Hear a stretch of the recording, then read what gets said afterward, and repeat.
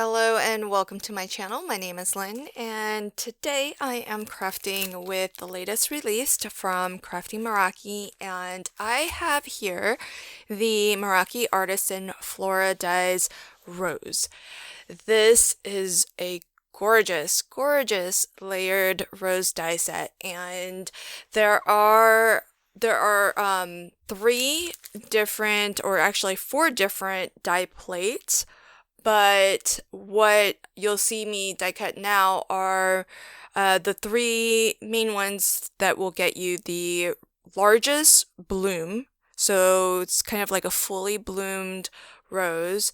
There's one that's sort of mid bloom, not quite fully open yet. And then there's another that's just a bud.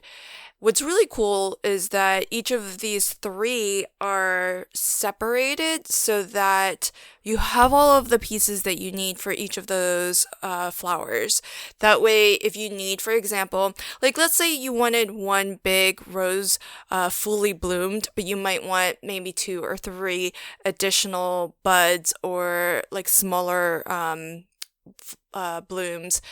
You can do those individually and die cut in one pass all of the layers that you need for it.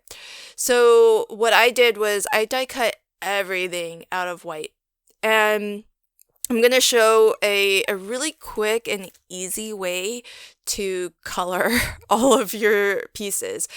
I do have as a reference, now when you get your die set, open the packaging, and that backer card, it on the inside will show you how to actually assemble. And what's nice about it is that it kind of gives you a guide for which pieces are lighter, which pieces are darker, so that you can sort of see what is meant to be in shadow, what's meant to be in highlight. So what I'm using a spray. You can use any kind of spray. There's so many different brands, and I am just giving it like a very light misting, and I'm going to remove the pieces that are supposed to stay lighter in color. And I'm going to leave the ones that should stay a little bit darker. What I'm spraying into is just a box, but what I've done is I've lined the bottom of the box with, it's an adhesive liner, so it's a little bit slick.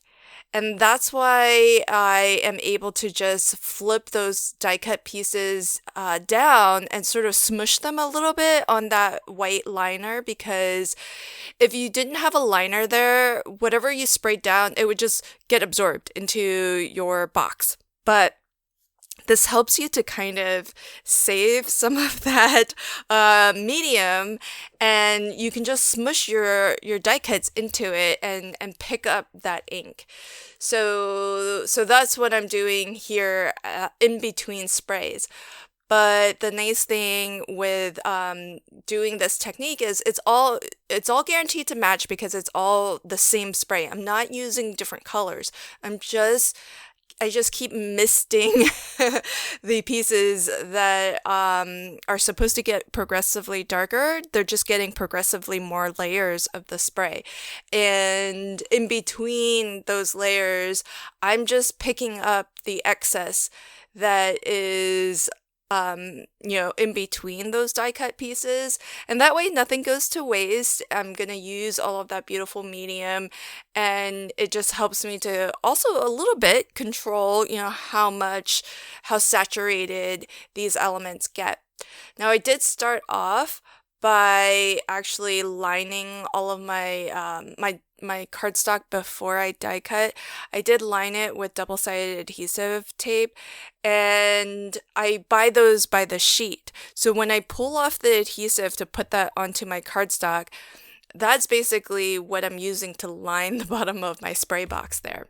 So just something to, like, if you see all of these elements and you feel like, oh, I don't have all of the colors in solid color cardstock, or I don't have all the inks or all of the anything, you can just use one color and then just I like the sprays because, it's such a fine mist. So you can really get quite a lot of color variation, as you can see here on my rose, with just one color, one medium. And I did, after the fact, do some splattering. So I went in and splattered with like a really dark. I actually pulled out my gouache watercolors, and I found, or I actually kind of mixed up a color that was the same tone of rose and just darker. So I did do a little bit of splattering just to give it even more kind of an abstract look. I'm not going for anything realistic. And so this is like a really fun, fast way to color up your pieces.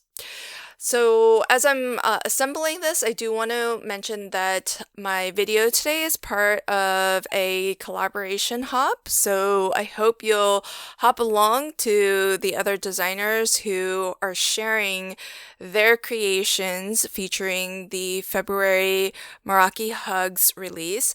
To find all of the videos, just expand the description box below, and you'll find a playlist that has all of our videos on it. So that way, if you like to kind of binge watch these hop videos, you can just set it on autoplay, and when one video ends, the next one will automatically start. It also makes it easy for you to have all of the videos in one place. That way you know which ones you've seen, which ones you have yet to see, and hopefully you get to meet some new designers. And as well, don't forget, this is also a giveaway. So for a chance to win $100, yes, $100 gift certificate to Crafty Meraki, just expand the description box below. There's going to be a link to a site called Rafflecopter. That's where you'll need to enter your information, and you have until February 29th to enter the giveaway. The winner will get announced on the Crafty Meraki YouTube community page and as well the blog. So do pop back. I think May 4th is when the winner will get announced. So be sure to check back to see if you've won that $100 gift certificate. All month long, to celebrate the Meraki Hugs release, there have been a lot of hops. This is actually the second YouTube hop. We did a hop earlier, I think on the 19th of the month, and there have been several hops on Instagram and as well as the blog. You have multiple chances to win gift certificates. So if you didn't win the one that's being drawn from this video hop, go, make sure you go find all of those other hops and enter those as well.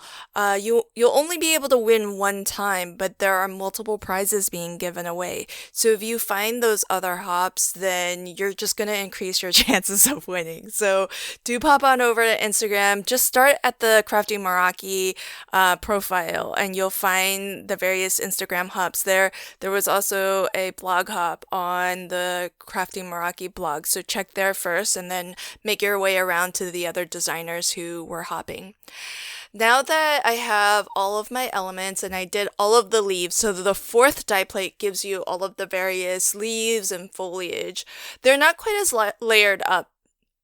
Some of the pieces do have a couple layers, but that's really it. It's pretty simple. The rose has really the most layers. And you know what's really innovative about how these layered dies work is that there's actually a little triangle that's die cut through all of those bottom layers, and the effect that that has is basically a registration point, so that you can line up that little die cut triangle, and it assures you that you've got those pieces in the right place. And then it's not until you get to the very top layers that that little die cut triangle gets completely covered, so no one would ever know it's there. But it helps you to really quickly and precisely get all of these layers in the right place. And it's really great. I'm really glad that I gave myself some extra buds, some extra little flowers, because when it comes to kind of composing, I didn't know how I would configure everything. So it's nice to have a lot of different elements to work from. and that way I have some choices. And so what I brought to finish my card as my sentiment is a Meraki Moments sentiment die. This is the high die set. I love all of the Meraki Moments. They are all fabulous. I need to get them all because the die is actually pretty cool. You have 3 layers, in fact. So you have the letters H and I. There's a shadow layer behind that hugs really closely. That's the dark blue. And then there's a bubble layer that is a backing for the whole thing, and that is what I've cut in white, so that that one actually fills in all of the little gaps, and it's really gorgeous. It's lovely. I love the whole collection. I hope there are more words that come.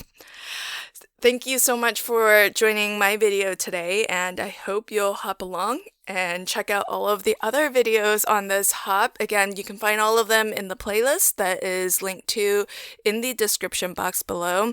And thanks again, and good luck on the giveaway too. Remember, you have until February 29th to enter.